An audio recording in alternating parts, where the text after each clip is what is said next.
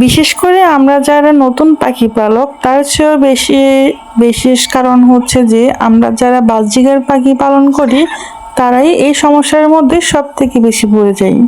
নতুন পাখি পালকরা বিশেষ করে একটা কমন সমস্যার মধ্যে পড়ে, সেটা হচ্ছে বাজরিগার পাখি 4-5টা ডিম পাড়ে কিন্তু ডিমগুলা জমে না অথবা ডিম থেকে কোনো বাচ্চা হয় না। আবার এমনও হয় যে পাখি ডিমে ঠিক করে তা দিচ্ছে, ডিম ফার্টাইল হচ্ছে কিন্তু ডিম থেকে কোনো বাচ্চা হচ্ছে না অথবা ডিমের ভেতরেই বাচ্চা মারা যাচ্ছে।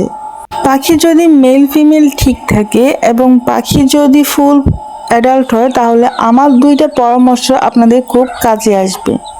এই সমস্যাগুলো আপনারা 2টা উপায়ে সমাধান করতে পারেন। আর এই 2টা সমস্যার সমাধানই আপনাদেরকে আমি বিস্তারিতভাবে বলে দিচ্ছি। একটা হলো মেডিসিন দ্বারা, আরেকটা হলো প্রাকৃতিক উপায়ে। প্রাকৃতিক উপায়ে কোনো মেডিসিন ছাড়াই পাখিকে একটু রেস্টে দিয়ে, পাখির একটু যত্ন নিয়ে, পাখির একটু খাবারের পরিবর্তনের মাধ্যমেই পাখির এই সমস্যাটার সমাধান করা যায়। প্রথমেই আপনাদেরকে আমি বলবো মেডিসিন ছাড়া প্রাকৃতিক উপায়ে কিভাবে পাখিকে এই সমস্যার সমাধান করবেন। কোনো প্রকার মেডিসিন ছাড়াই যদি এই সমস্যার সমাধান করতে চান তাহলে প্রথমে পাখিকে 1 থেকে 1.5 মাস সময় দিতে হবে। প্রথমত 2টা পাখিকে পাশাপাশি আলাদা 2টা খাঁচায় রাখতে হবে। যদি পাখিকে আলাদা রাখার ব্যবস্থা না থাকে, আপনার কাছে যদি এক্সট্রা খাঁচা না থাকে, তাহলে সেক্ষেত্রে করবেন কি, পাখির যে ব্রিডিং বক্স আছে সেই ব্রিডিং বক্স খাঁচা থেকে খুলে ফেলবেন, খাঁচা থেকে বের করে ফেলবেন। কোনোভাবেই তারা যেন ডিম পাড়তে না পারে সেই জন্য পাখির খাঁচার ভিতর কোনো ব্রিডিং বক্স রাখা যাবে না।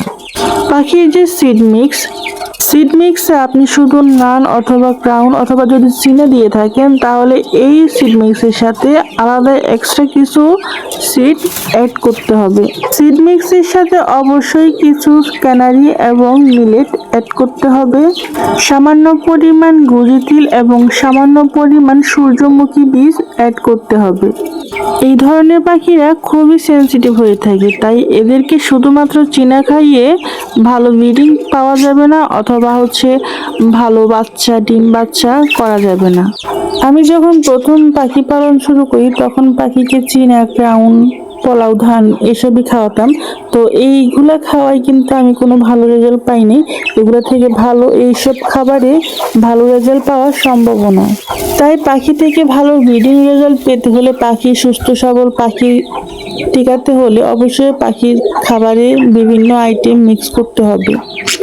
সপ্তাহে 3 দিন অবশ্যই পাখিকে ভালো শাকসবজি খাওয়াতে হবে।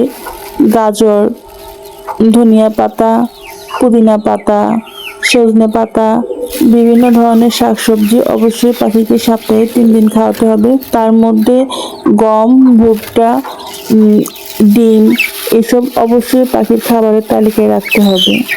পাখি কিন্তু কলমি শাক খেতে অনেক বেশি পছন্দ করে, তাই সপ্তাহে 2 থেকে 3 দিন অবশ্যই কলমি শাক খাওয়াবেন। এইগুলোর পাশাপাশি অবশ্যই পাখির জন্য কিছু সাপ্লিমেন্ট ব্যবহার করতে হয়, যেমন মিনারেল ব্লক, তারপরে ক্যাটেল ফিশবোন, মিনারেল ব্লক, এগুলো অবশ্যই সবসময় পাখির খাঁচায় দিয়ে রাখবেন। এগুলো কিন্তু প্রাকৃতিকভাবে পাখির শরীরে শক্তি যোগায়। পাখির ফিটনেস যদি ভালো থাকে তবে অবশ্যই আপনি পাখির থেকে ভালো ডিম বাচ্চা অবশ্যই পাবেন। তাই অন্তত 1.5 থেকে 2 মাস অবধি পাখিকে আলাদা খাঁচায় রেখে ভালো শাকসবজি, গম, ভুট্টা, এগ ফুড, সফট ফুড এইগুলা খাওয়াই পাখির ফিটনেস ভালো রাখার চেষ্টা করবেন। 1.5 থেকে 2 মাস পর পাখির সম্পূর্ণ যত্ন নেওয়ার পর পাখিকে ব্রিডিংয়ে দিবেন, তারপর অবশ্যই আপনারা ভালো একটা রেজাল্ট পাবেন।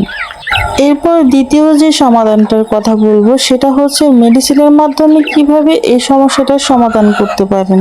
সেম ভাবে 1.5 থেকে 2 মাসের জন্য পাখিকে আলাদা খাঁচায় রেখে পাখিকে কিছু ক্যালসিয়াম কোর্স করাবেন। আর ক্যালসিয়াম কোর্সটা 15 দিন করালেই হয়, এর থেকে বেশি সময় লাগে না। ক্যালপ্লাক্স মেডিসিন কিন্তু পাখির ব্রিডিং কোর্সের জন্য অনেক উপকারী। তো ক্যালপ্লাক্স মেডিসিনটা পাখিকে 7 দিন খাওয়াবেন, 7 দিনের বেশি প্রয়োজন নেই। 7 দিন খাওয়ানোর পর পাখিকে 2 থেকে 3 দিন সাদা পানি খাওয়াবেন।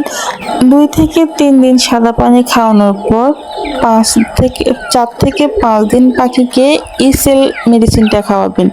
ইসেল মেডিসিন কিন্তু পাখির ডিমের খোসা শক্ত করতে এবং ডিমের ভিতরে বাচ্চা উদ্ধার করতে খুব উপকারী একটা মেডিসিন।